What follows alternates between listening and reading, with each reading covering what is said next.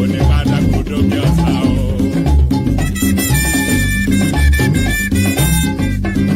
àwọn òkè ńlá kò ní padà kúndó kìdí ọ̀kan.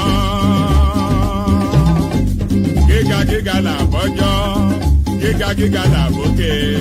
àwọn ìjàpọ̀ ọ̀nà wọn kì í bá wọn sípò ẹ̀yìn wọn máa tọ́mọ síwájú ọ̀pẹ̀rẹ̀rẹ̀ ni. ibi mo gbé ti yan orí mi. ibẹ̀ lọ́ta ò lè mọ o. ìwé ńlá o kò ní irú wẹ́wẹ́ o.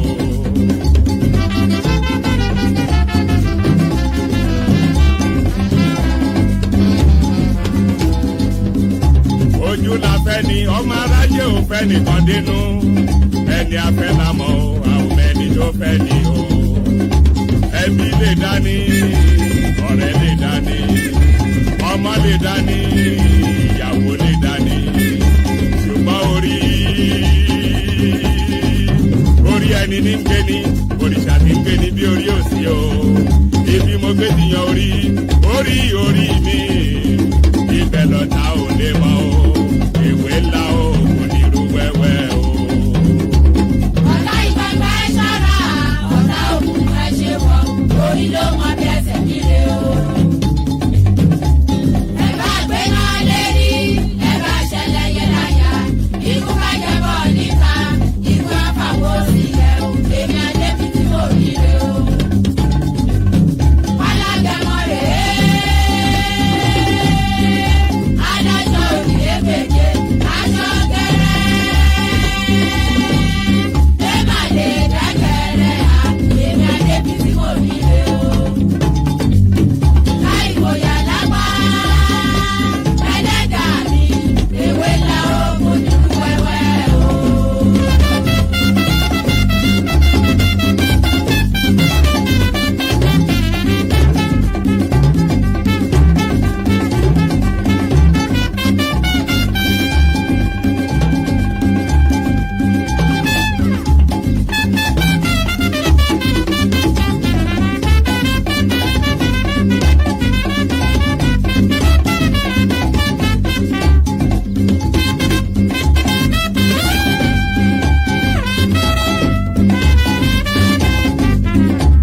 Olúwa jọ̀wọ́ yé bá mi gbẹ́rù mi dórí. Oyin sáyé mi ìbùkún sí iṣẹ́ òòjọ́ mi. Káyé mi tòrò ó kọ́nà mi tòrò bẹ́ẹ̀ ni. Ìtàkùn tó ní kérin má gòkè. Erin àfiṣe bàtà lọ bẹ́ẹ̀ ni. Ìgbà ẹranko wọn kì í dènà dẹkùn má bá re délé mi. Ìwọ Ìlédùmarè o. Ìwé ńlá o kò ní irú wẹ́wẹ́ o.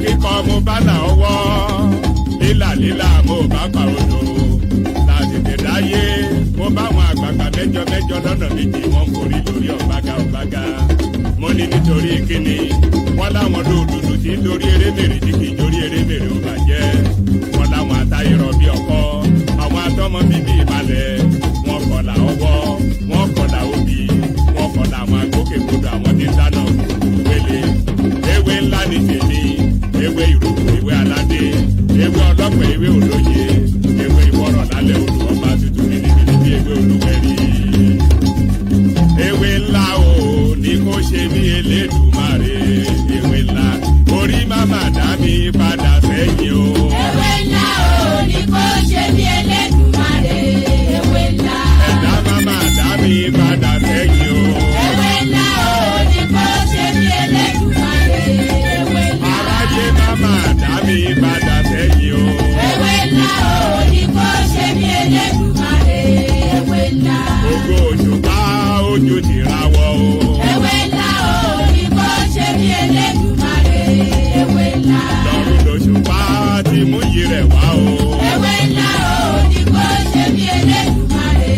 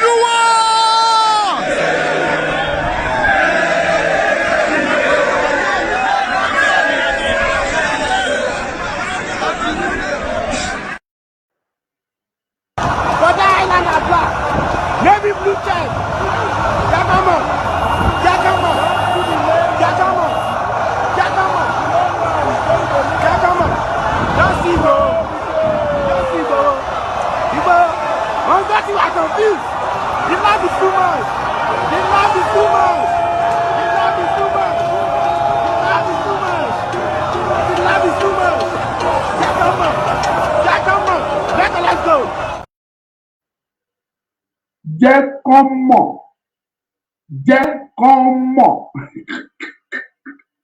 Ọmọ Olúkà yín rèé, mo kí yín gbogbo ẹ̀yin olólùfẹ́ mi pápátá, gbogbo ẹ̀yin olóríire ọmọ Yorùbá nílé lóko lẹ́yìn odi níbi tẹ́ sí wò wá. Mo kí yín o lọ́mọdé lágbà lọ́kùnrin lọ́gbèrè lórílé lálejò, mo kí gbogbo yín pápátá. Ó kóyún inú mo kásẹ̀ ẹ̀bí, mo kẹ́yìn tẹ́ ẹ fẹ́ mi, mo sì kẹ́yìn tẹ́ ẹ nífẹ̀ẹ́ mi. Ẹni tó jẹ́ pé ẹ̀sìn mi yẹ̀yẹ́ mi lẹ fẹ́ wá wò, gbogbo yín ni mo kí. Gbogbo yín mo kí mi ò lólórí ẹnì kankan, Ọmọ Olúkà ni mò ń jẹ́, ẹ kú ilé ṣàlàáfíà lẹ́wà. Ṣùgbọ́n ẹni bá ní kí n wá, ẹni bá ní kí n tẹ́, tó ní kí n kọ àbùkù, tó ní kí n kú, tó ní kí n sùn, irú wọn ni Ọlọ́run á bá wa kọjú wọn sóhun alẹ́, Ọlọ́run á wá dójú tì wọ́n.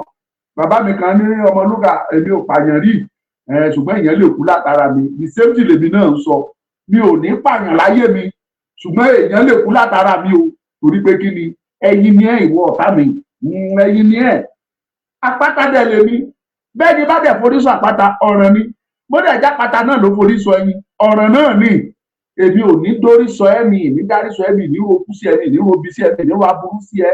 Bó bá wá wu ìwọ máa rò ó, kò bá dárí sọ bí ikú lọ́ọ́ fi dáa. Èèyàn lè kú lára mi, ṣùgbọ́n mi ò rẹ́dí àti pààyàn. Tó bá pinnu pé o fẹ́ wá kú, débi ẹni ìwọ ló yàn. Ẹ kú lẹ́jọ́ gbogbo ẹ̀yin olóríire ọmọ Yorùbá, ẹ̀yin tèmi tòótọ́. Ṣàlàáfíà làbá yín, Ọmọ Olúkà yín rèé kò pé méjì. Tí ò bá nídìí obìnrin èjẹkúmọlú àtúntì dé gẹ́gẹ́ bá a ṣe ń dé. Kí n tó tẹ̀síwájú, mo ní láti bẹ̀ yín. Ẹ̀yin tẹ́ ń pè, mo mọ̀ pé láti bí ọjọ́ méjì mẹ́ta, ẹ̀yin kan ti máa mẹ́sẹ̀gì mi, tẹ́ ẹ ti máa gbìyànjú àti pè mí nínú nọ́mbà tí mo fi tẹ́ máa ń pè sí, ìyẹn 0704609 kankan. Ẹ ti máa gbìyànjú either WhatsApp or direct. Mo sọ fún yẹn lè rí pé òun rèé, ó ti blank, ojú ẹ ti fọ́, ó ti bàjẹ́. Mo ń gbìyànjú àti ṣe, wọ́n ní 63,000 ni máa fi ṣe, àtọjú àti panel mi mọ nǹkan tán náà fẹ́ ṣe.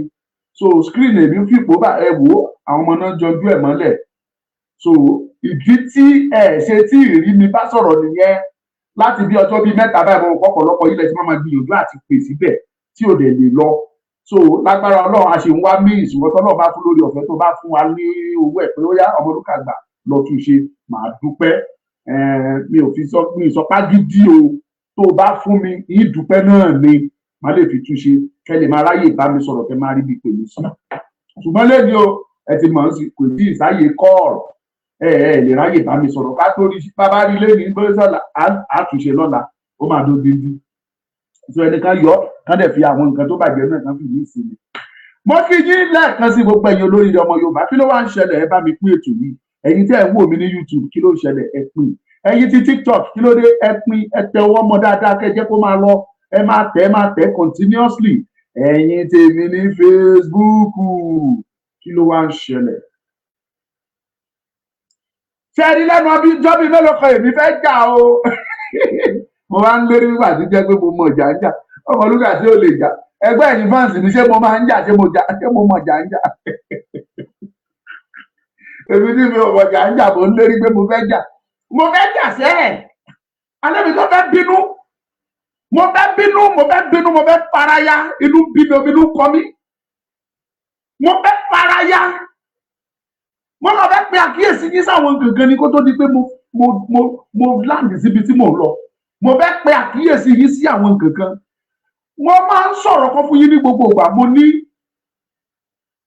orin anthem wa tí mo kọ lẹ́ẹ̀kan tẹ́ bá farabalẹ̀ gbọ́ ó ní ọmọ Oòduà dìde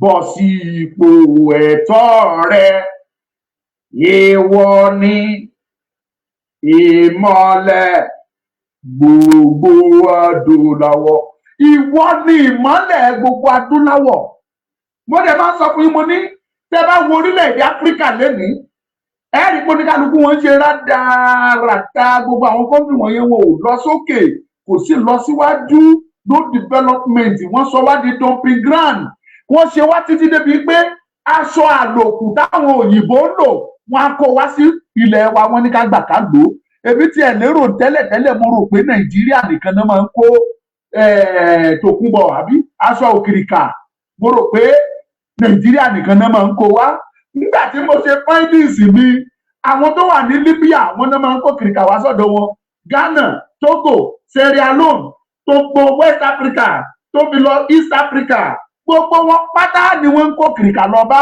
àlòkù aṣọ àtẹ̀yí tó ń bọ́ lára òkú àtẹ̀yí tí wọ́n bọ́ lára òkú àtẹ̀yí tí wọ́n ti lòkù tó fi dórí pátá wọ́n kó gbogbo ẹ̀ wá díjọ ní kẹ̀tíkẹ̀tí wọ́n á kó wá fún wa ní ilẹ̀ adúláwọ̀ wa yìí wọ́n ní ká gbà ká máa lò àwa náà tún fowó rà á inú wa tún dùn á wọ̀ aláàtúnwọṣọ bí irú èyí tí mo wọ̀ sọ́rùn ìbáyìí òkìrìkà àwọn kan ló jà kúbè àwọn kan ní bend down and pick your own ẹ wà ní àtúmọ̀ ṣayọ̀ lé lórí come and pick your own o na for here Genevieve dey pick your own o come and pick your own o 300 na for here tọ́lá kí lorúkọ ẹ̀ mọ́tọ́lá dey pick your own o 300 come and pick your own o na for here tẹ́ni dey buy o na for here Tiwa Savage dey pick o kọ́mà inú wa tún máa dùn àtúnṣakọ àtúnyọlé lórí aṣọ àlòkù táwọn kan lò ìwọ́dẹ ń lo aṣọ níbi tó bá lòkù tó fún yàn àti ìlú àdìṣòro àwa á máa kàn tiẹ̀ ìpè back pain ọmọ aláṣọ ọ̀pọ̀lọpọ̀ àwọn orílẹ̀-èdè dẹ́dẹ̀ rí wọ̀nyí ọ̀pọ̀lọpọ̀ wọn ló jẹ́ pé nígbà táwa ìran ọmọ Yorùbá tá a ti ń lo aṣọ tá a ti lajú tá a ti mọ tán pè ní aṣọ tọmọ Yorùbá ti kó òwú tí Yorùbá ń gbin òwú tá a lọ kó òwú yẹn wálé Yorùbá wọn á lù ú ó ní processing tí Yorùbá máa pass through tí wọ́n á fọ́ọ̀mù tán pè ní òwú tí wọ́n bá fọ́ọ̀mù ẹ̀ tán wọ́n á fi hun aṣọ Yorùbá fi hun aṣọ Yorùbá ti ń lo aṣọ látọdún tó ti pẹ́ kì í sọ̀rọ̀ 1000 years ni Yorùbá ti ní àìdíà tó ń pè ní aṣọ pé wọ́n ń wọ aṣọ but àwa tá a mọ̀ nípa aṣọ àtàwọn orílẹ̀-èdè kan ló jẹ́ pé ìhòòhò làwọn rìn àwọn orílẹ̀-èdè yẹn wá lo aṣọ kù wọ́n á sẹ́ndì ẹ̀ wá fún ní ìlú yadu wọ́n ní London use Germany use Japan use kìnnìkan use ó mà ṣe mo sọ pé mo ní Yorùbá àwa ni ìmọ́lẹ̀ adúláwọ̀ Yorùbá must get out kúrò nínú ìgbèkùn tó wà. Láìsí bẹ́ẹ̀ Áfíríkà mọ̀ọ́mọ̀ para bàràbà ni. Tẹ́ bá wo incident tó ṣẹlẹ̀ lẹ́nu ọjọ́ mélòó kan ní West Africa, ìgbẹ́ tí ìran Yorùbá ń ké ó ń jí, ìrìn àjò yìí ó ní ọ̀nà tó fi connect spiritually. Ó wà connected spiritually because tí Ọlọ́run lọ́wọ́ sí ni. Gbogbo ọ̀nà tó bá ní í ṣe pẹ̀lú spiritual aspect gbogbo ẹ̀rọ Ọlọ́run máa touch. Ẹnìkan sọ̀rọ̀ ó ní gbogbo àwọn irúnmọlẹ̀ ti sá lọ, gbogbo àwọn irúnmọlẹ̀ ti sùn, kò sí irúnmọlẹ̀ tó sọ̀rọ̀ mọ́. Kódà ó ní Ààrẹ Ọ̀nà Kakanfò ti fún ọ̀pọ̀lọpọ̀ àwọn irúnmọlẹ̀ ilẹ̀ Yorùbá ti fún wọn níwọ̀ jẹ. Of course ó lè rí bẹ́ẹ̀, ṣùgbọ́n mo fẹ́ kí understand yìí pé Ọlọ́run fúnra ra ẹ̀ láláṣẹ. Gbogbo bí nǹkan dẹ̀ ṣe ń lọ lọ́wọ́lọ́wọ́ Ọlọ́run mọ̀ nípa ẹ̀. Ìdí tẹ́ ẹ ṣe rí tó fi jẹ́ pé bá a ṣe ń pariwo yẹn physical, ẹ rí i pé Ọlọ́run ń ṣiṣẹ́ lọ spiritually. Ìbá má ṣe ipa tí Ọlọ́run bá wa fi rìnrìn àjò yìí nípa ti ẹ̀mí spiritually ni ọ̀pọ̀lọpọ̀ wa ní ìbá ti parẹ́ bí ewé mẹ́mẹ́, àbá ti fẹ́ lọ bí iṣó ìdí. Ṣùgbọ́n torí pé Ọlọ́run fúnra ra ẹ̀ mọ̀ nípa ìrìn àjò yìí, torí pé òun fúnra ra ẹ̀ ló ní iṣẹ́ yìí lọ́wọ́. This is God's own project. Báwa ṣe ń pariwo ẹ̀ ní gbangba, Ọlọ́run mú iṣẹ́ yẹn ṣe ní abẹ́. Ìdí tó dẹ̀ fi rí bẹ́ẹ̀ kò tí ì yé yín, mo fẹ́ láyé yín. Ẹ wá wò sùn, ẹ padà wá sí West Africa. Ṣé ẹ mọ̀ pé West Africa ní ilẹ̀ Yorùbá wà? Ẹ wá sí orílẹ̀-èdè West Africa. Ní gbogbo African continent as a continent. Ẹ wo pé program ẹ̀ ń tẹ̀ ń wò mí ní YouTube, ní Facebook, ó yá ẹ dìde ẹ bá mi pín dáadáa ìjọ ojú òní tì yín. Ẹ̀yin tẹ̀ ń wò mí ní TikTok, kí ló ṣẹlẹ̀? Ẹ wá lé nínú Kingsley, kí ló ń ṣẹlẹ̀? Bá mi pín, God bless you. Ayọ̀mídé Àjàyí, God bless you. Ó yá ẹ pín, ẹ share, God bless you. Màámi Bùnmi wà náà tí dé, Yẹtí Queen, you never come, God bless you. Thank you so much. I dey bring Yẹtí Queen. Yẹtí Queen máa wá lọ́sẹ̀ yìí, either Friday lágbára Ọlọ́run ìmọ̀. Gẹ́gẹ́ bí àlàyé tí mò ń ṣe ẹ wo gbogbo Africa as a continent, kò sí orílẹ̀-èdè tó ń pariwo tí wọ́n mú ìjà láti para wọn nínú ìgbèkùn, because kò sí gbogbo African country tí ò sí nínú ìgbèkùn. Gbogbo orílẹ̀-èdè Africa ló wà ní ìgbèkùn. Ìdí tẹ́ ṣe rí tí Yorùbá ń lọ sẹ́yìn continuously nìyẹn. Ìdí tó dẹ̀ fi rí bẹ́ẹ̀ ni pé Yorùbá wà nínú ìgbèkùn. Yorùbá wà nínú ìgbèkùn Nàìjíríà. Nàìjíríà wà nínú ìgbèkùn British. Àwa wà nínú ìgbèkùn sí ìgbèkùn. Ìdí tẹ́ ṣe rí pé Yorùbá ò tiẹ̀ kò sí ìlọsíwájú. I keep on telling people tó bá pariwo pé Yorùbá ń develop, orí wọn ò pé. Àwọn tó bá sọ bẹ́ẹ̀ pé Yorùbá ń tẹ̀síwájú, orí wọn ò pé, kò sọ́pọlọ lórí wọn. Ẹ bèrè lọ́wọ́ àwọn bàbá tó bí yín, ẹ fi àsìkò tí wọ́n ẹni ká compare pẹ̀lú àsìkò yìí in terms of development tó wáyé. I am talking of ìgbà bàbá Awólọ́wọ̀ tí bàbá yẹn free tóun nìkan dá ìjọba ilẹ̀ Yorùbá ṣe, tó tóun ló pàṣẹ ilẹ̀ Yorùbá, tí ò kó gbogbo resources Yorùbá tí ò kó lọ só ibi míì. Mo ń ṣàlẹ́yìn yẹn, ẹ bí àwọn bàbá yín àtàwọn màmá yín lérè pé báwo ló ṣe rí ìgbà yẹn sí àkókò ìbáwo ló ṣe rí sí.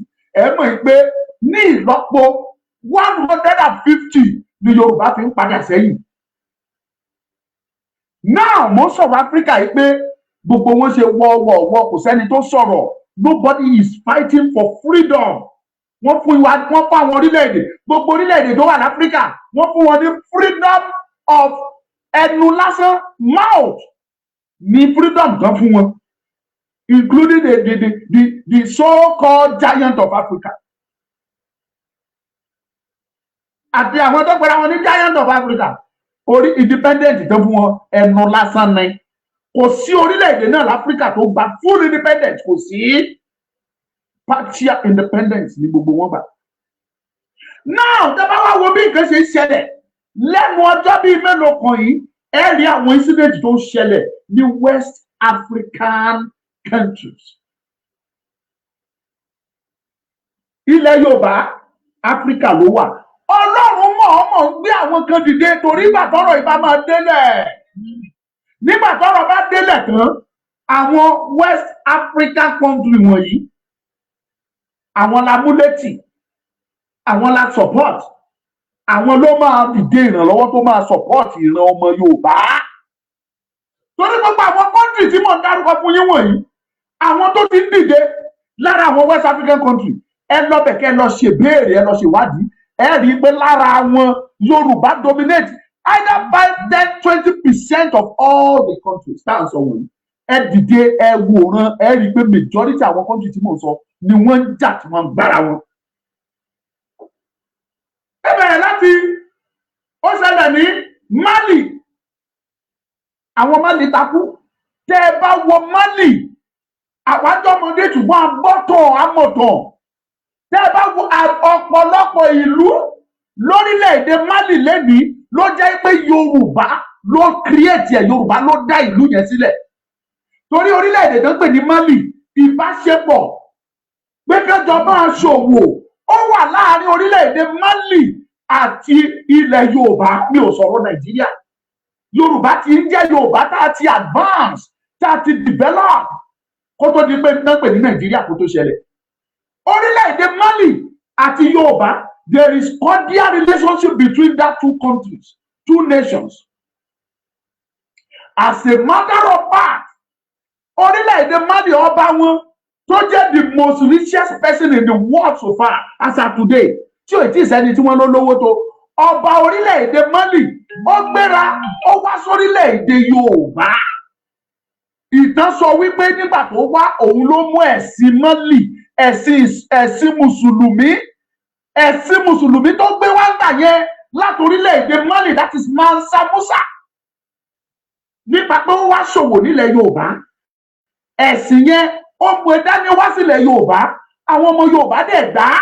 Ìdí tó fi sọ pé kì í ṣe àwọn Arab, kì í ṣe àwọn Fúlàní, kì í dẹ̀ ṣe àwọn Haúsá ló mú ẹ̀sìn Islam wọ ilẹ̀ Yorùbá.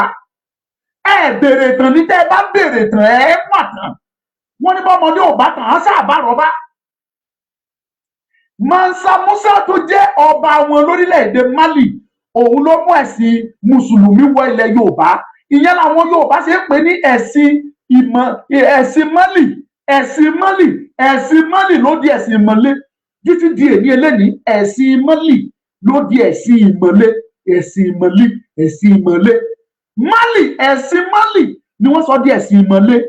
Àwọn orílẹ̀-èdè yẹn, Yorùbá gbéra, Yorùbá kó aṣọ, Yorùbá kó obì, wọ́n kó òwú, wọ́n kó epo, wọ́n kó orógbó, wọ́n kó ataare, ọ̀pọ̀lọpọ̀ àwọn nǹkan tí à ń gbìn Yorùbá kó. Wọ́n á rin ìrìn àjò lọ sórílẹ̀-èdè Mali. Níbi tí wọ́n bá dé, wọ́n á ṣe ibẹ̀, wọ́n á dá àbà, wọ́n á ṣe síbẹ̀, wọ́n wá lọ, wọ́n máa pa àwọn èèyàn pé ibi láti fẹ́ tajà wa o.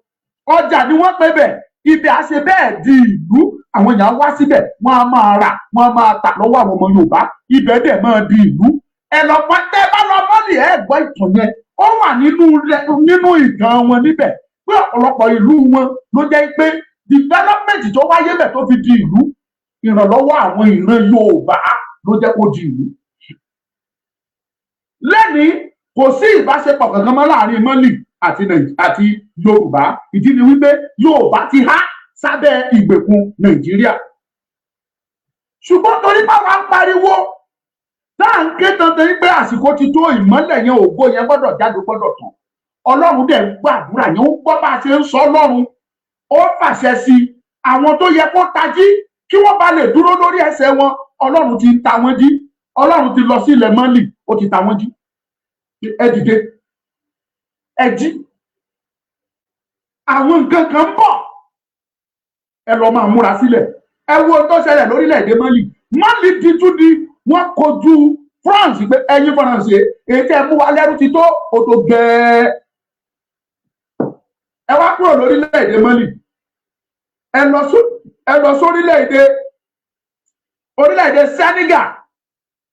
About 50 to 20% of Senegalese Yorùbá ni wọ́n, ìran Yorùbá ni wọ́n níbẹ̀. Ẹ lọ bèrè, ẹ find out. Tí bá sọ̀rọ̀ mi sọ pé kẹ́ ẹ gbà mí gbọ́, ẹ̀yin ẹ sáà mú fóònù yẹn browse, ẹ bèrè, kẹ́ find out if it is true or false. Ẹ bá mi pín program yìí tẹ̀ ń wò mí ní YouTube. Kí ló ń ṣẹlẹ̀? Ẹ bá mi pín.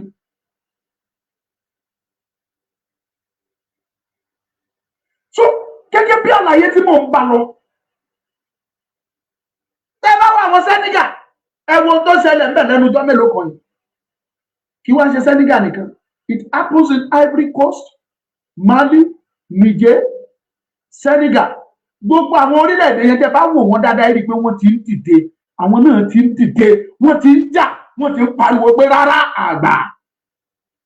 Àwa náà fẹ́ jí eléyìí tẹ́ mú wa lẹ́rú ti tó. Ọlọ́run ó dà ọ̀rọ̀ yẹn dàbí ọ̀rọ̀ Bíbélì ni tó ní Ọlọ́run pèsè Jòhánù sílẹ̀.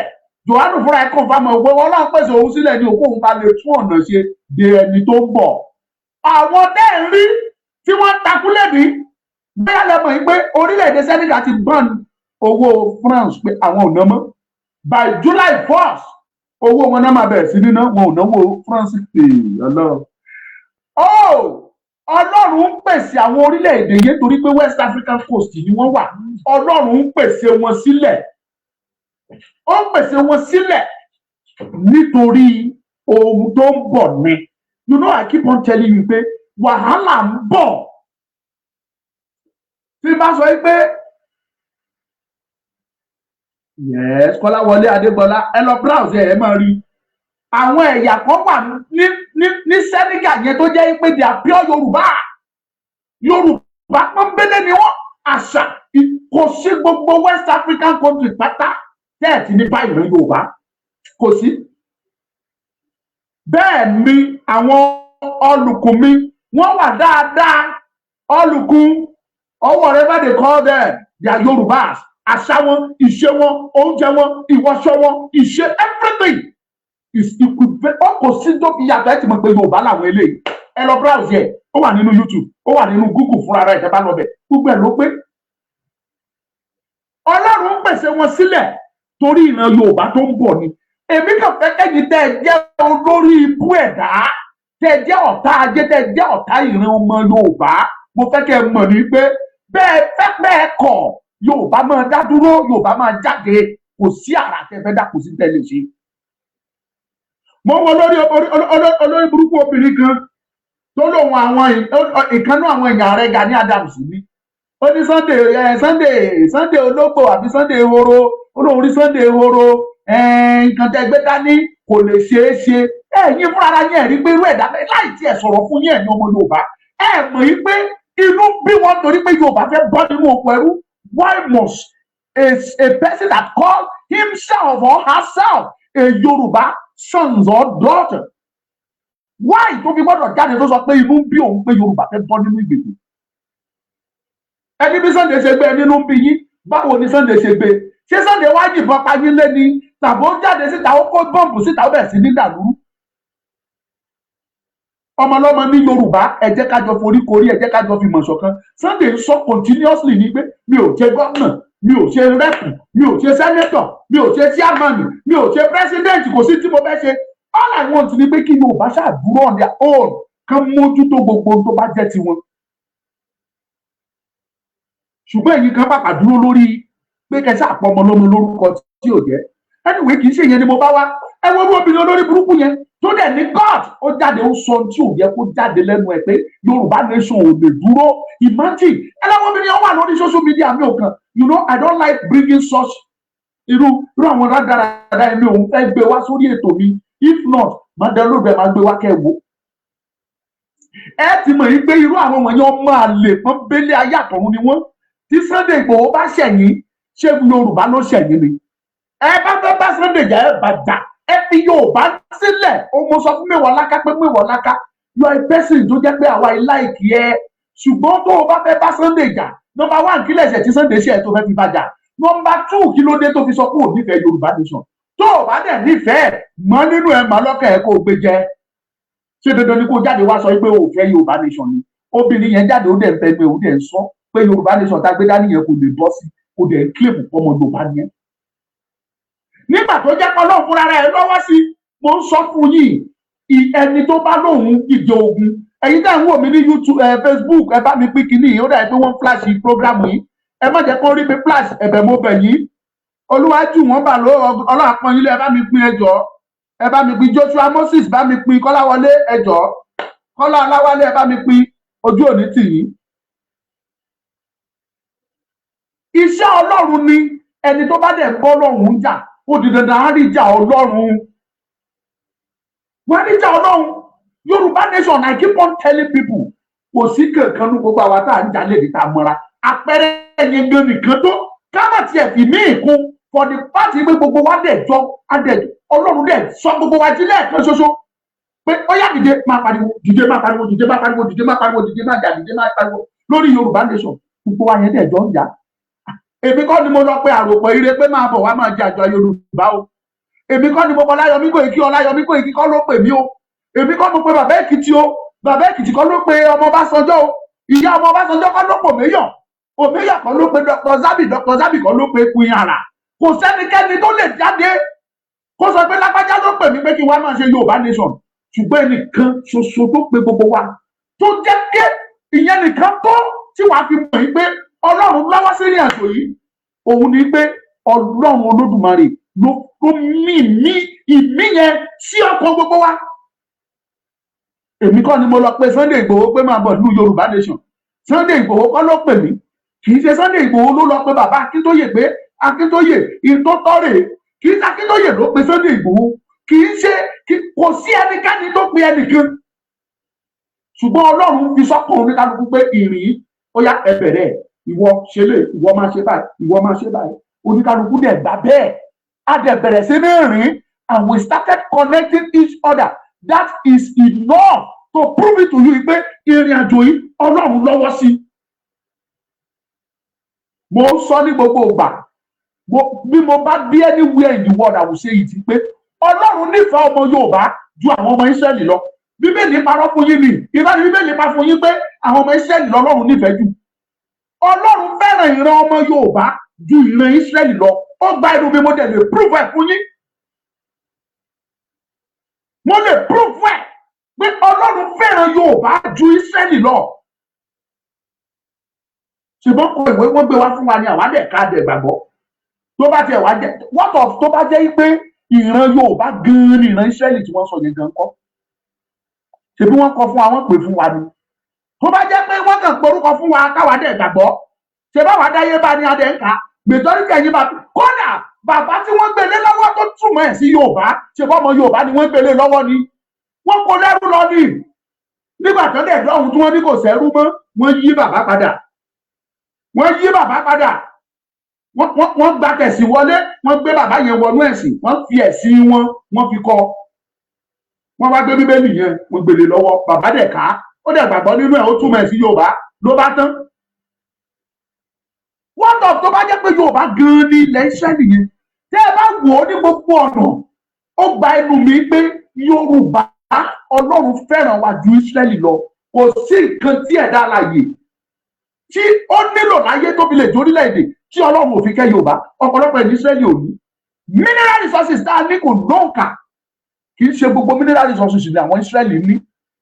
Ilẹ̀ ọlọ́ràá ilẹ̀ tó ń sọ fún wàrà àtọyìn Ọlọ́run fi jogún fún ìran ọmọ Yorùbá.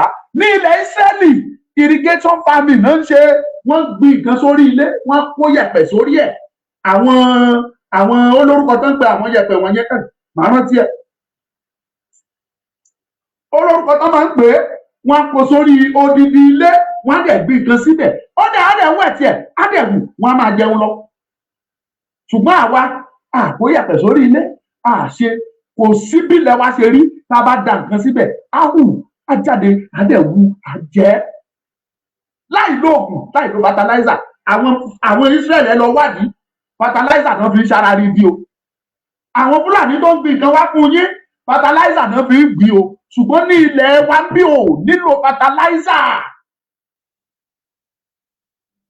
Ẹ wo mineral resources tá a ní lóríṣiríṣi àlégbò a ní gold a ní lithium a ní limestone a ní iron ore a ní gold every name it kò sí Ọlọ́run fi kẹ́ wa.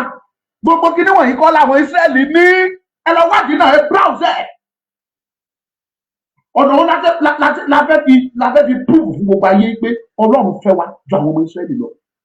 And when we are talking of IQ intellectual capacity tá a bá ń sọ nípa ẹ̀ àwọn ọmọ Ísírẹ́lì wọn ò lè withstand ọmọ Yorùbá. A kàn gbọ́ ni Ísírẹ́lì Ọlọ́run fẹ́ràn wọn gbogbo orílẹ̀-èdè bá wọn jagun wọn ò wí ní wọn ò ṣe ta ló sọ fún yín pé wọn ò kì í bá wọn jà wọn ń pa ìpakúpa sí wọn lára ìpakúpa náà ń pa wọn ṣùgbọ́n a ti agree wípé Ísírẹ́lì yẹn o Ọlọ́run fẹ́ràn wọn agbọ́ gẹ́gẹ́ bí Bíbélì ṣe sọ ṣùgbọ́n mò ń sọ fẹ́yìn ọmọ Yorùbá ẹ lọ wo àwọn orílẹ̀-èdè tá à ń sọ yìí ọ̀pọ̀lọpọ̀ àwọn orílẹ̀-èdè yẹn ọpọlọ ẹ̀yin ọmọ Yorùbá ni wọ́n ń lò tó fi develop òun ni mo ṣe ń tẹnumọ́ fún yín pé ìdí tọ́pọ̀lọpọ̀ àwọn orílẹ̀-èdè yẹn ò ṣe fẹ́ kí Nàìjíríà pín nìyẹn torí wọ́n mọ̀ pé tẹ́ ẹ bá pín tí Yorùbá bá lọ wàhálà bẹ́ ẹ lọ sí Amẹ́ríkà Yorùbá lẹ máa bá ń bẹ̀ Yorùbá ni wọ́n ń lu ọpọlọ ẹ̀ tẹ́ ẹ bá dé Amẹ́ríkà medical line ni wọ́n health bẹ́ẹ̀ dé engineering bẹ́ẹ̀ dé law bẹ́ẹ̀ dé accounting name it in United States of America ọmọ Yorùbá ló pọ̀ jù ọpọlọ wọn ni wọ́n lò the same thing in Canada ẹ lọ Europe ẹ rìn káàkiri ọmọ Yorùbá lẹ máa bá ń bẹ̀ mélòó la fẹ́ máa ṣírò ẹ wá lérò pé orú àwọn orílẹ̀-èdè wọ̀nyẹn wọ́n á wá inú wọn á dùn pé kí Nàìjíríà pín kí Yorùbá dá dúró so that gbogbo ẹ̀yin ọmọ Yorùbá tẹ́ wà káàkiri ẹ wá withdraw wọlé ẹ fẹ́ develop orílẹ̀-èdè yìí ẹ wá máa compete pẹ̀lú United Kingdom ẹ máa compete pẹ̀lú America wọn ò lè gbà ẹ̀yin fún ara yín lẹ máa jára yín lẹ máa sọ pé no tó bá gbà lá máa fún báwọn Senegal ṣe ṣe bí Mali ṣe ṣe bí Niger ṣe ṣe àtàwọn orílẹ̀-èdè ní West Africa ẹ̀yin lẹ máa jára yín gbà tẹ́ ẹ bá jára yín gbà mo sọ fún yín kò sí orílẹ̀-èdè kankan tó máa fún yín ní support àfi orílẹ̀-èdè tí ò lágbára tí ò ságbára lọ́wọ́ ẹ̀ tí ẹ bá lọ bá wọn we are supporting you no problem. Benin Republic tó wà lẹ́gbẹ̀ẹ́ wa ń bí àwọn fúnra wọn ò tí ì mọ bí ìrìn àjò wọn ṣe rí torọ́rọ̀ òye wọn. Benin Republic over 40% of them they are Yorubas 40% of Benin Republic Yorùbá ni ara ìkà ara ìwà ipá àti ìwà ibi táwọn bìrìtìkó tí wọ́n ṣe fún wa òun nìyẹn wọ́n gé ilẹ̀ Yorùbá tẹ́ ẹ bá wo Benin Republic dáadáa bẹ̀rẹ̀ láti ìsàlẹ̀ ń bí gbogbo sẹ̀mẹ̀ níbi tí bọ́dà wà tẹ́ ẹ bá gbogbo sẹ̀mẹ̀ tẹ́ wọlé sí Kútọ́nù gbogbo Kútọ́nù yẹn pátápátá kẹ́ ẹ tó wọnú Kútọ́nù wọ́n pẹpẹ wọ́n ta àwọn ibìkan ní Àjàṣẹ́ gbogbo Àjàṣẹ́ tó fi dé part of Kútọ́nù kì í ṣe gbogbo Kútọ́nù àwọn pàtì Kútọ́nù kan wà tán jẹ́ fọ́n àwọn kan jẹ́ Yorùbá but gbogbo Àjàṣẹ́ tó fi wọ Tẹ̀rẹ̀gbé tó fi wọ Àjàrà tó fi wọ Sàkété tó fi wọ Pòbẹ́ tó fi wọ Ìgọ̀lọ̀ tó fi wọ Ìfọ̀yìn land tó fi dé Kétu tó fi dé Sàbẹ́ tó fi dé gbogbo ìlú wọ̀nyẹn lọ ká àwọn ìlú tí mo dárúkọ fún yín àwọn ìlú ńláńláńlá lórílẹ̀-èdè Benin Republic ni ìlú tí ò ṣe fọwọ́ rọ́ sẹ́yìn gbogbo wọn pátá di àwọn Yorùbá pátá àwọn òyìnbó ṣe wá ní ìkà débi pé wọ́n gé gbogbo àwọn ìlú wọn wọ́n gé mọ́ Benin Republic wọ́n gé lọ mọ́ Benin Republic ó láwọn tí wọ́n pè ní Dahomey àwọn tó jẹ́ Dahomey tó pọ̀ jù tó jẹ́ Dahomey àwọn ni àwọn fọ́ ẹ̀yà kan náà pè ní fọ́ tẹ́ bá dé Benin Republic lẹ́yìn àwọn ló pọ̀ jù àwọn fọ́ ló pọ̀ jù president wọn lọ́wọ́lọ́wọ́ yìí ọmọ is from fọ́ ẹ̀yà fọ́ ni ẹ̀yà tó dẹ̀ jẹ́ fọ́ yẹn àwọn ló pọ̀ jù ní Benin ṣùgbọ́n ìyá president wọn Talon ìyá ẹ̀ lẹ́ni ọmọ Yorùbá ni ọmọ bíbí ilẹ̀ Yorùbá ni so wọ́n ti wọnú ara Yorùbá ló pọ̀ dáadáa ní gbogbo ẹgbẹ́ bí pátádé àwọn Yorùbá kò sí gbogbo ìlú tí mo dárúkọ fún ìtàwá àti ìdè àti débẹ̀ àti gbọ́dọ̀ kábíyèsí wọn lé ní èdè ẹ̀ta tá a ti lọ bá wọn tá a ti kí wọn adẹ̀gbọ́n tí wọ́n sọ jáde lẹ́nu.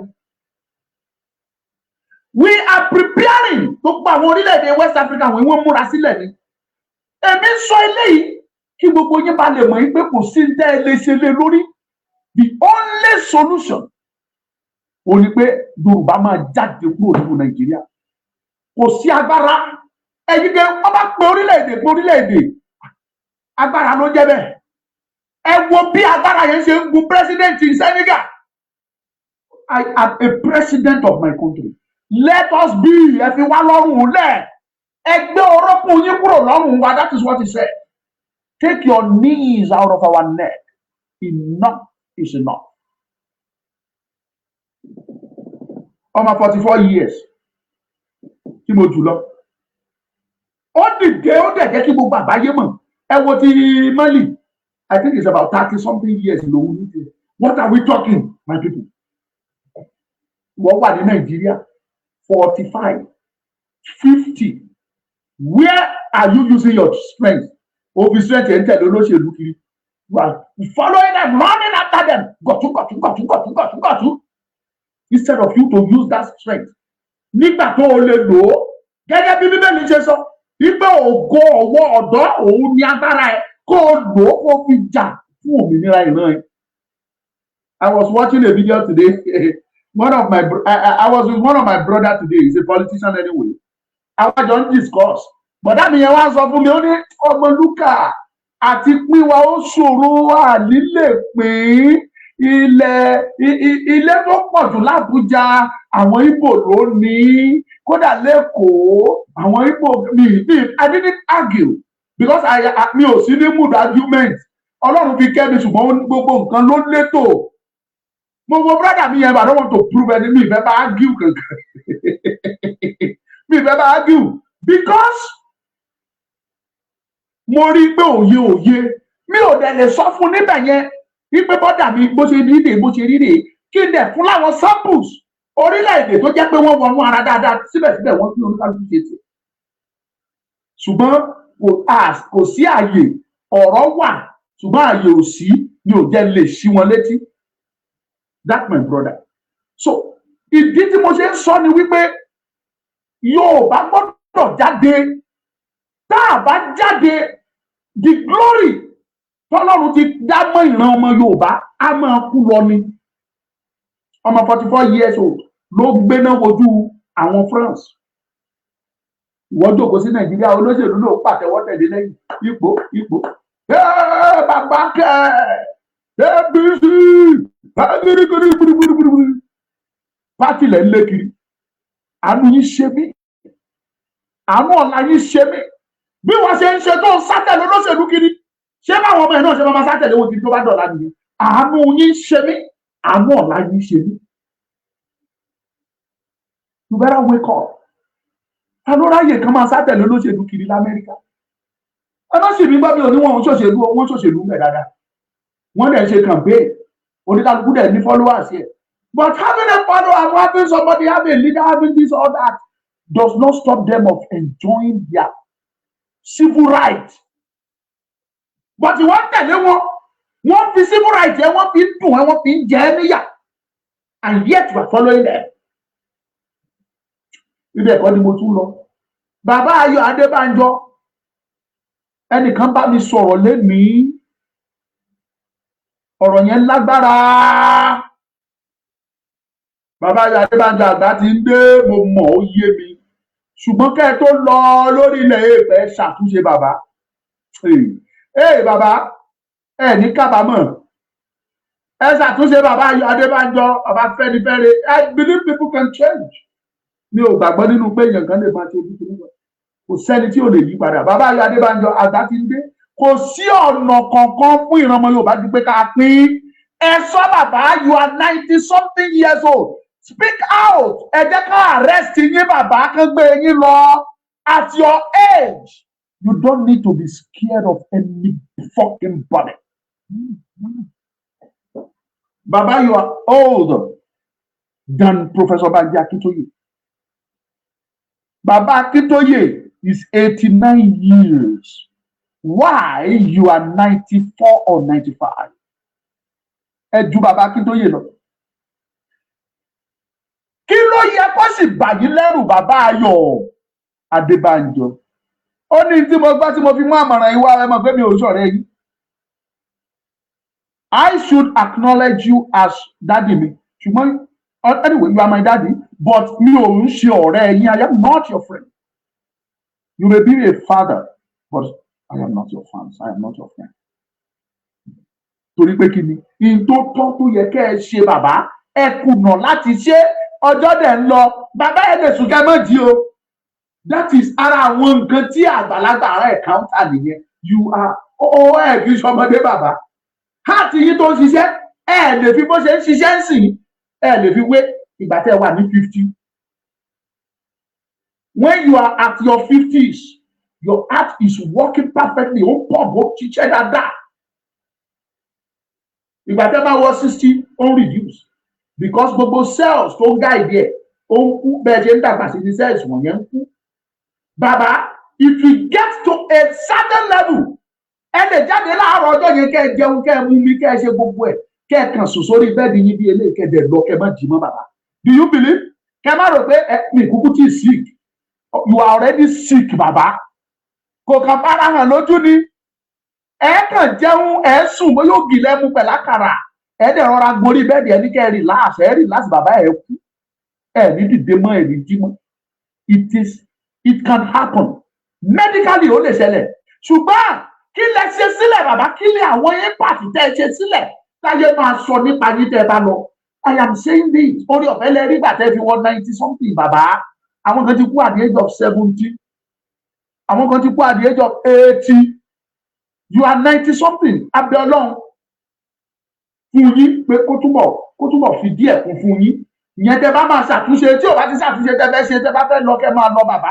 Ṣùgbọ́n ẹ ṣe àtúnṣe torí pé kí ni ọjọ́ ń lọ ẹ wo tó ṣẹlẹ̀ lórí ilẹ̀ West Africa bàbá Adébánjọ. Kí ló dé tẹ́ jẹ́ kí Yorùbá dìde?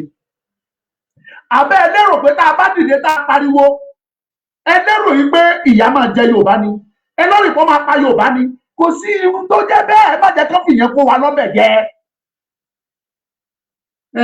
Ìgbò ti kọ́lé jù sílẹ̀ Yorùbá ilé lọ rẹpẹtẹ Ìgbò ló ní ilé tó pọ̀ jù l'Ábùjá Yorùbá náà kọ́lé síbẹ̀ rẹpẹtẹ mọ̀jà tanra wa jẹ.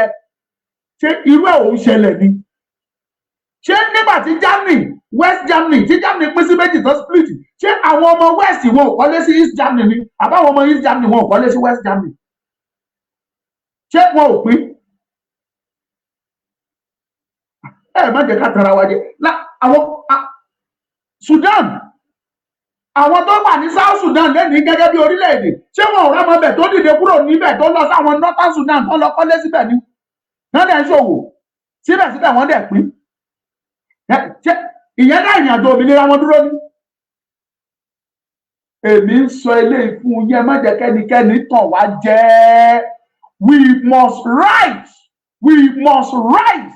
Ẹ̀yin gangan lè fa ìfàsẹ́yìn bá wa ẹ̀yin adarí ẹ̀yin leaders. Ẹ̀yin agbẹnusọ. It is not a matter of pé a kàn ń sọ àsọdùn. Bọ́n bá sọ pé ìlọ́yà pé wọ́n fẹ́ rìn lẹ́nìí wọn ò ní pọmọlúkà bàbá Adébánjọ wọn á pè yín. Mo sọ ní gbogbo ìgbà ni Ọlọ́run tó rí bàbá tèmi lẹ̀ tí ò lọ́ra ẹ̀mí ẹ̀ kó lè jà fún Yorùbá tó sọ pé ẹ̀yin ẹ sì wà. Kí ló dé tẹ́ ẹ̀jà ẹ̀tọ́ yín ìjà tó tọ́ sí gbogbo ìran ọmọ Yorùbá kí ló dé tẹ́ ẹ̀jà bàbá? I trust my father. Bí bàbá tó bí mi bá wà láyé mo jẹ́rìí ẹni tí mo ní. Mo jẹ́rìí bàbá tó bí mi lọ́mọ. Iwájú ló máa wà lẹ́nu ogangan la máa lead anything. Ṣùgbọ́n òye ni ò tí ì yé ńgbà tó my father died in the year 2013. 2013 ni bàbá mi ti kú. Àwa ò tiẹ̀ tí ì wọnú Yorùbá nation rárá. I started doing Yoruba nation in the year 2019 ni mo bẹ̀rẹ̀. Tó bá yẹ pé bàbá mi wà láyé nígbà yẹn ni aṣíwájú ni mo mọ bàbá tó bí mi lọ́mọ. Bàbá Adébánjọ àgbà ti dé ẹ dìde. Arise bàbá Adébánjọ ẹjà. Ìdí tí mo ṣe sọ eléyìí ni wípé bàbá ọjọ́ ń lọ lórí yín ẹ lè sùn kẹ́ má jí bàbá. Kí ṣe pé mò ń gbàdúrà ikú fún yín reality nature là ń sọ nípa ẹ̀. It is nature. Ẹ kàn wípé ara mi yá náà mi ò síkì lóò mo ti dàgbà ṣùgbọ́n mi ò síkì mo sì mògì mo jẹun of course ẹ lè mògì kẹ́ ẹ jẹun kẹ́ ẹ enjoy kẹ́ ẹ jẹ láti jẹyán kẹ́ ẹ dẹ̀ jòkó bí eléyìí kẹ́ fọwọ́ lẹ́rán bí eléyìí kẹ́ forí tì bí eléyìí kọ́lọ́jọ́ dẹ̀ gbà bàbá. Kò dìgbà tẹ́ bá sùn sílẹ̀ tẹ́ síkì tán gbé yín lọ sídùn tán gbé yín lọ sókè gbé yín lọ sódò rárá bàbá anytime lọ́lọ́jọ́ lè sọ pásìkò tí tó bá mi máa bọ̀ ọmọ ló bá tún. I am saying this torí pé kí ni mo mọ̀ pé you are still an icon in this Yoruba land. speakers ní ilẹ̀ Yorùbá yìí, no matter how, no matter what. Ẹ jẹ́ jí bàbá, inú ọmọ Yorùbá ò dùn sí wà tẹ́ ẹ̀ ń wù, inú wọn ò dùn, àwọn ọmọ Yorùbá wọn ò wà happy rárá. Tó bá jẹ́ pẹ̀rù ló ń bà yín, kí ló yẹ kó bà yín lẹ́rù? Ní ẹ̀yin àgbààgbà lẹ sọ wípé àgbájọ ọwọ́ la fi ń sọ̀yà. Bàbá, ẹ̀yin lẹ bẹ̀rù àwa èyí tó pọ̀ jù nínú àwa ọmọ Yorùbá ọ̀dọ́ àsìkò yìí, ẹ̀rù ò bà wá o, àwa rẹ́dí o pé anything tó bá gbà àrẹ́dí láti fún. Ẹ̀yin lẹ̀rù ń bà, ẹ̀rù ò bá àwa, ẹ̀rù ògbódò. Àwa ọ̀dọ́ sọ pé ẹ̀rù ń bà yín ni ẹ̀yin yúùtù tẹ́ ẹ̀ wò mí. Ẹ kọjá dé sọ fún mi, ṣé ẹ̀rù ń bà yín ni ẹ̀yin yúùtù láti jà fún ẹ̀tọ́ yín ni?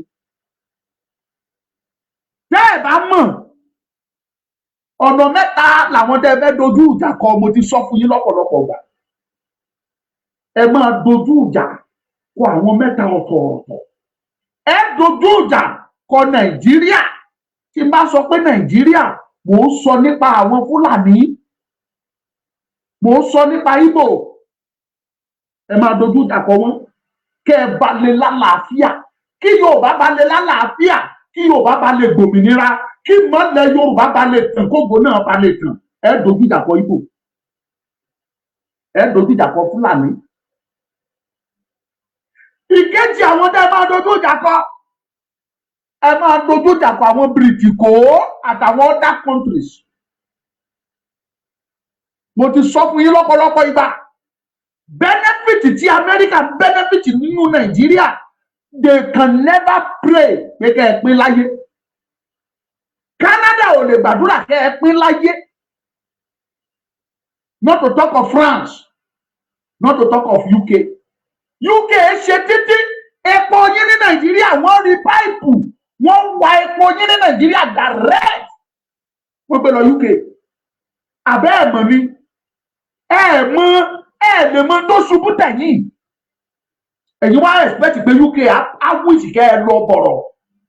Ẹ máa dojú ìjà kọ UK, the Briticos and other and some Western countries. Ẹ máa dojú ìjà kọ wọ́n ẹ bá tẹ̀ lọ.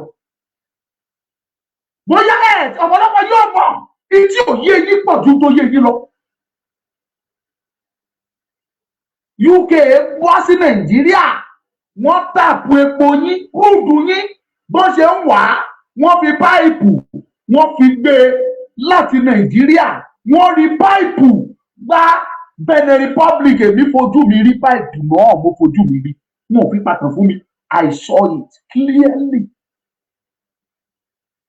Wọ́n rí páìpù láti Nàìjà, wọ́n gbé gba Benin Republic, lọ sí Mali, lọ sí Morocco, tó fi wọ àwọn countries àwọn Mediterranean, tó fi wọ UK. Kí náà fi páìpù ń ṣe? Epo yín ni wọ́n fi ń wà lọ́sọ̀hún. Epo yín, ẹ̀yin dẹ̀ expect pé kí irú yẹn pray pé kẹ́ ẹ pín.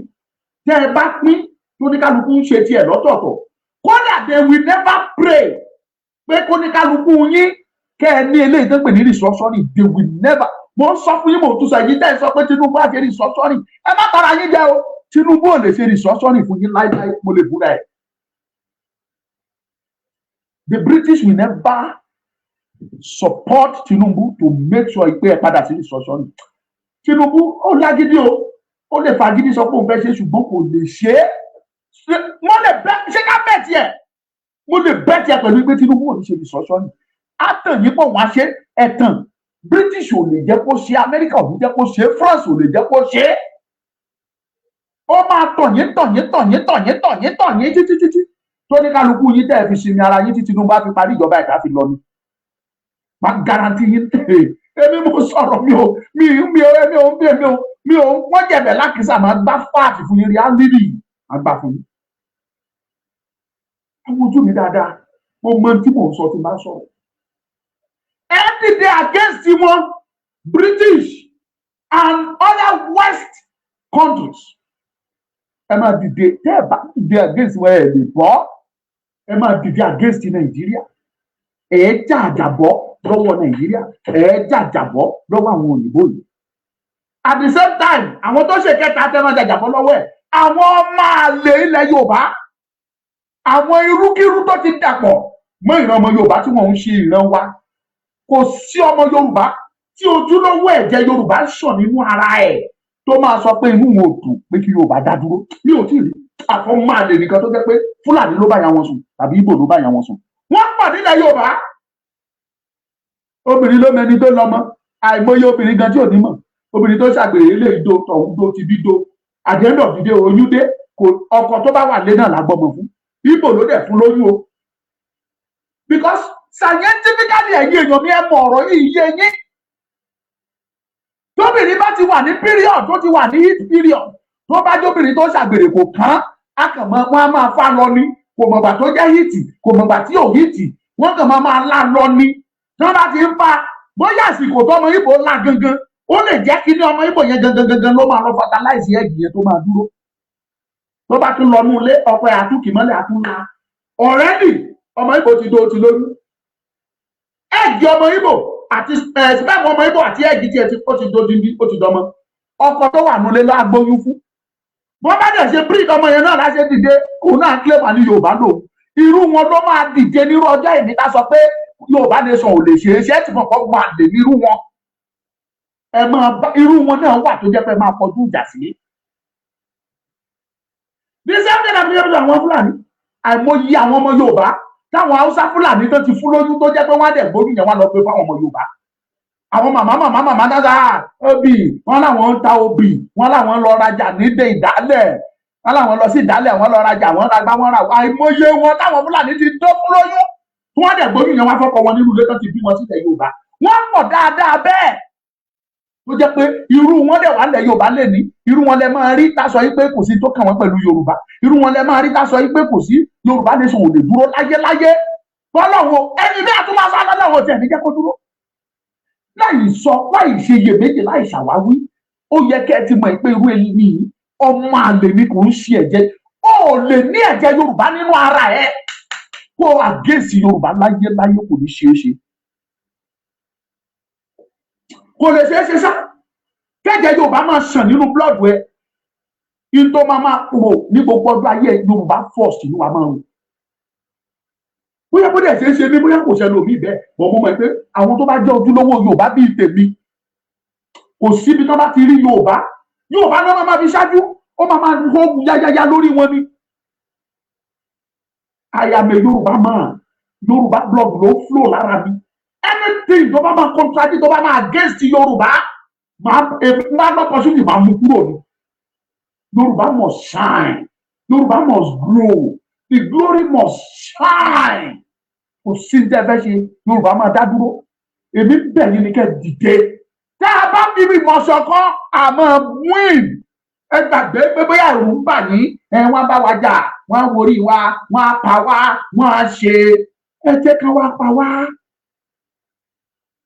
mo tẹ kọ́kọ́ jà ẹ dìde if we are going to die let us die fighting. tó bá máa ẹ̀dá wọn á pa yín náà ni Fúlàní wọlé ó pa yín Ìgbò kidnap yín wọ́n pa yín wọ́n tó bá ti kó bọ́n wọn dání sọ́rùn tán wọ báǹkì lọ àtẹni tí ò lẹ́sẹ̀ pàràrà wọ́n spray wọn wá pa wọ́n Ìgbò pa yín wọ́n fi fake drugs wọ́n fi pa yín many things wọ́n fi pa yín Fúlàní pa yín àwọn òyìnbó dá ẹ lọ bá wọn pa yín kí ló máa gbẹ̀yìn yín àdéhùn dìde ẹlẹ́sà fún ikú ẹ̀fẹ́ kan pa yín wọ́n á pa yín náà ni oko ẹ lè soko wọn ò jẹ́ kẹ́ ẹ lè wọnú oko kẹ́ ẹ soko Fúlàní á wọbẹ̀ á kó màlúù wọbẹ̀ wọn á jẹ Fúlàní á jẹ tiẹ̀ màlúù wọn á jẹ tiẹ̀ nínú oko àwọn dẹ̀ ń gbẹ̀mú sí pé kò sí tó jẹ́ kó fẹ́ kó oúnjẹ wá fún yín pé oúnjẹ wọn ò ní wá sọ̀dọ̀ yín kí ló sọ fún yín they want to kill you all wọn á pa yín náà ikú lápá yín so ìṣẹ̀dẹ̀ máa sùn tẹ́tẹ́rẹ́ kán pa yín kán fọ oúnjẹ pa yín kán fọ oògùn pa yín kán fi gbogbo nǹkan pa yín ṣe dìde kẹjà bẹ́ẹ̀ bá kú kẹjú ikú wa kọ́ ni let us die fighting ká dìde kájà àwọn ọmọdé bá fi sílẹ̀ wọ́n á máa sọ nípa yín títí dọ̀la pé glory be to God glory be to God honor be to our forefathers tí wọ́n jà fún wa àwọn ọmọ yẹn á máa sọ bẹ́ẹ̀ lẹ́yìn wá ọ̀la the way things are going tẹ́ ẹ̀ bá jà kẹ́jẹ́ kí Yorùbá kẹ́ ẹ fi ìmọ̀ ṣọ̀kan kẹ́jẹ́ ká jáde ó léwu mò ń tẹnumọ́ fún yín ni that will be all for today Ọmọlúkà lórúkọ tí mò ń jẹ́ ẹ̀yin tẹ́ ẹ̀ ń wò mí ní Facebook ẹ̀ wá lè ní rárá mo mọ̀ pé ẹ̀ wá mi ò dẹ̀ bínú àwọn tèmi ní YouTube mo appreciate yín dáadáa ẹ túbọ̀ bá mi pín ẹ̀yin tèmi ní YouTube ojú òní tì yín God will continue to bless you ẹ̀yin tẹ́ ẹ̀ wò mí náà ní YouTube ẹ ní Facebook Ọlọ́run àpọn onílé o Odus Ọláwálé thank you God bless you Táíwò Fádẹ́bí God bless you Bashiru Àyàn God bless you Olúbùnmi Honesty mo dúpẹ́ lọ́wọ́ yín o Toríọlá Yusuf ẹ ṣé mo dúpẹ́ o gbogbo ẹ̀yin tẹ́ wà pẹ̀lú mi Lady B God bless you ẹ̀yin tẹ́ wà pẹ̀lú mi ní TikTok mo dúpẹ́ Wádé Wálé Àyìndé God bless you Lukman mo dúpẹ́ lọ́wọ́ gbogbo yín pé ẹ ṣeun màámi Ewétúgà mo dúpẹ́ lọ́wọ́ yín màámi Bùnmi wà ẹ ṣé mo dúpẹ́ ojú òní tì yín o màámi Yẹtí Queen mo dúpẹ́ lọ́wọ́ yín ẹ kú àdúró tì ní gbogbo gbà o Ayẹni Jamiu mo dúpẹ́ lọ́wọ́ ẹ o God bless you ojú òní tì yín Ọmọlúkà ni mò ń jẹ́ o gẹ́gẹ́ bí mo ṣe sọ lẹ́ẹ̀kan yìí tẹ́ bá fẹ́ pè mí ẹ tí ì lè rí mi pè oore fóònù yẹn ti fọ́ àwọn ọmọ ti là mọ́lẹ̀ wọ́n ti la ojú ẹ̀ mọ́lẹ̀ ó ti ṣe so bó ṣe wà yẹn wọ́n ní 63,000 ní máa fi ṣe tó bá fún mi máa dúpẹ́ o ní ìfagídí sí o ìjọ tí n bá rí ṣe máa ṣe ṣùgbọ́n wà ẹ bá pè sórí ẹ̀ bó ṣe wà yẹn mi ò lè rí àfi tán bá yọ screen yẹn kán change wọ́n lẹ̀ ní gbogbo ẹ̀ náà máa change totally so 63,000 naira náà fẹ́ fi ṣe tọ́lọ́run bá gbèsè fún ẹ bó jẹ́ 20 ló fún mi bó jẹ́ 30 àṣàmọ́ra ọ̀la adòdìdì torí ẹ̀yin àtijẹ́ta ló ti fọ́ ẹ̀yin kan máa pè mí ò ní ò jẹ́ ṣe prógráàmù lánàá ẹ̀yin kan ti máa gbìyànjú àti bá mi sọ̀rọ̀ lórí 07046092484 tẹ́ ẹ̀ ní rí pé ẹ rí pé mi ò reply yín mi ò rí ní o kò sí bí mo ṣe fẹ́ rí so Ọlọ́run àpọ́n gbogbo yín lé ojú òní tì yín if you can assist me I will appreciate it thank you and God bless you àbọ̀rọ̀rá àfọ̀fọ̀mọ̀rú àbí tó bá dé rí àdèdèdè o thank you and God bless sórí akọ̀tì ẹ̀ jáde ìbùkún ní orílẹ̀-èdè Yorùbá ẹ mọ bó ṣe ń lọ náà bàbá ẹ dìde tí Ìgbòho nìkan bá ní èrò tó tó eléyìí tí Ìgbòho nìkan bá ní èrò tó ọ̀pọ̀ yìí káwọn èèyàn ń tẹ̀lé báwo ni èrò yẹn ṣe máa wá tó dúró ní ìlọ́wọ́ lórí ìdúró bàbá bí bàbá tó yẹ dúró bí bàbá wọlé tó ti dádúró tí bàbá mẹ́ dúró bá ọ̀pọ̀lọpọ̀ àwọn owó ìtú ilẹ̀ Yorùbá bẹ́ẹ̀ dúró agbẹ́bọ́wá ní ìlọ́pà yìí kò sí ilẹ̀ náà ẹ̀yìn bẹ́ẹ̀ ẹwèrò lọ́dẹ̀ ìmọ̀tì kírú yìí wá dúró kí bàbá Fálànà dúró kí Wọlé Ṣóyínká dúró pọ̀pọ̀lọpọ̀ yìí ìwúdẹ̀ dúró ṣe ń kùtì gbogbo yìí kẹ́ dúró ẹ mọ bẹ́rù òye ṣe máa tó ó máa kọjá agbára federal government èèyàn mélòó náà wá fẹ́ pa gbogbo yìí bẹ̀rù ẹ̀ ń sá ẹ̀ ń gbé ń sá ẹni tí ò bá ti lè kú kì í jóye lé bàbá ẹ ti jó olórí fún wa bàbá ẹ hùwà olórí ẹ ṣèṣe olórí thank you God bless you and that will be all for today Ọmọlúkà is my name write it down ìbùkún ni fún orílẹ̀-èdè Yorùbá kọ́ tiẹ̀